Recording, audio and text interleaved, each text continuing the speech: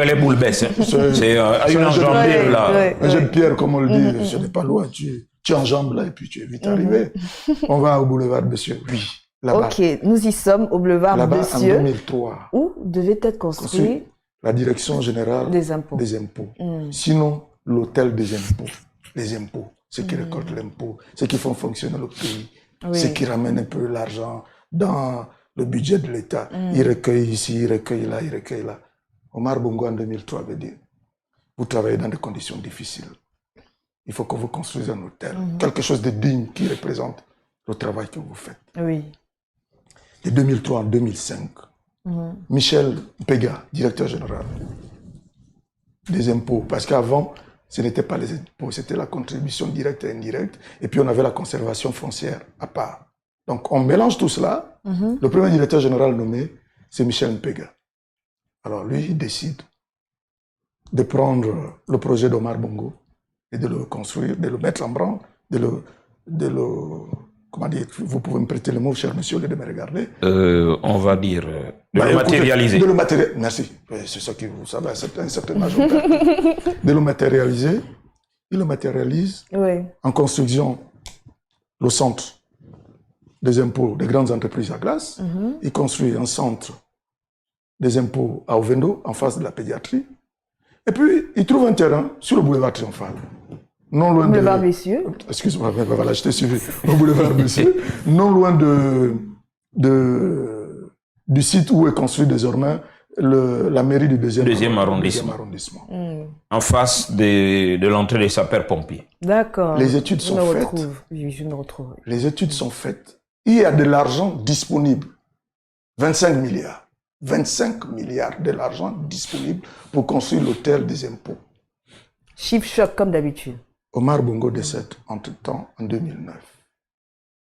2009, après le décès d'Omar Bongo, Michel Pega, qui devait matérialiser le projet, décide de démissionner. Il démissionne de la direction générale des impôts.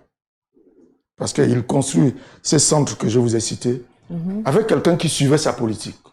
Serge Maurice Mabiala, qui était son chargé d'études. Donc il construit cela. En 2009, il décide de démissionner. En démissionnant, il laisse 25 milliards. Dans les caisses. Dans les caisses. Et lors de la passation de charges, il dit à la nouvelle équipe, je vous ai laissé 25 milliards à BGFI. Vous allez vérifier. Pour la construction du nouvel hôtel des impôts. Les entreprises sont choisies. Je vais vous les lire. Regardez sur ce tableau. On regarde.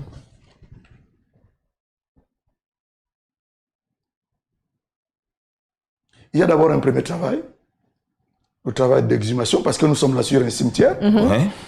Il y a un travail d'exhumation des tombes. Il y a un travail de terrassement. Il faut payer les familles, parce que les morts ont des familles, sont exhumés, on paye. Et les entreprises choisies commencent à réaliser les travaux, mais en préfinançant. Ça, c'est après le départ de Michel Pega. Les entreprises choisies, je disais. Pour les terrassements généraux, l'entreprise choisie, Antraco, montant 557 46 100 francs. Fondation et puis les gros œuvres, toujours Antraco, 7 464 424 294 francs. Closion, doublage et faux plafond. Staff Gabon, 900 millions. Étanchéité, GTAB, 369 361 760 francs. Menuiserie extérieure et serrurerie, GTAB, 1 896 970 729 francs. Menuiserie intérieure, MAG, entreprise MAG, 757 483 561 francs. Sol, dur et faïence, CGPR, 930 182 359 francs CFA. Peinture, SCPJF, 450 millions. Les VRD et aménagement extérieur, entreprise choisie, Antraco, 1 138 529 606. Tout ça pour les VRD. des VRD. Chauffage, ventilation et climatisation, Sogafric Service, 2,4 milliards. Non. Électricité, ET2E, 2,929 milliards. Vous êtes fort. Ascenseur, ET2E, 222 200 000 francs CFA. Wow. Qu'est-ce qui s'est passé? Vous me poserez la question. Non, plus besoin de te poser la question. Dis-nous ce qui s'est passé. On a une idée, mais on préfère on te l'a posé. Tous ces montants chiffrés devraient être affectés à toutes ces entreprises.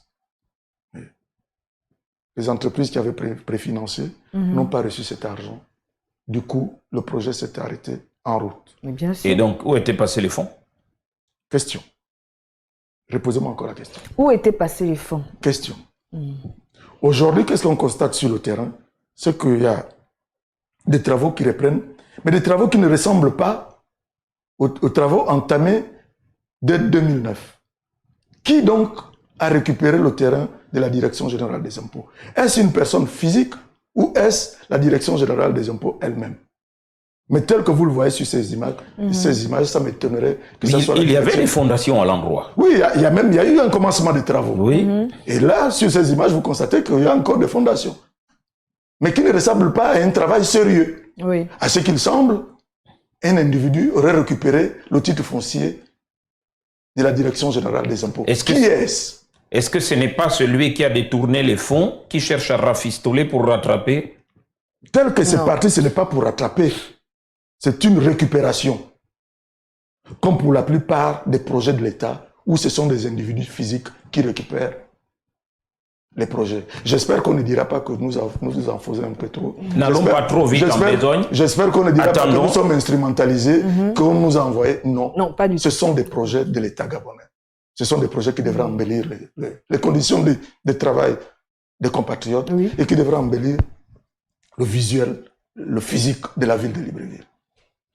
Attendons voir, il ne nous reste plus qu'à attendre. On verra bien. Le problème est posé sur la table. Aux enquêteurs de mener leur travail. Ben voilà. Nous avons jeté le pavé dans la mare et qui éclabousse les personnes concernées. Très bien, la deuxième partie.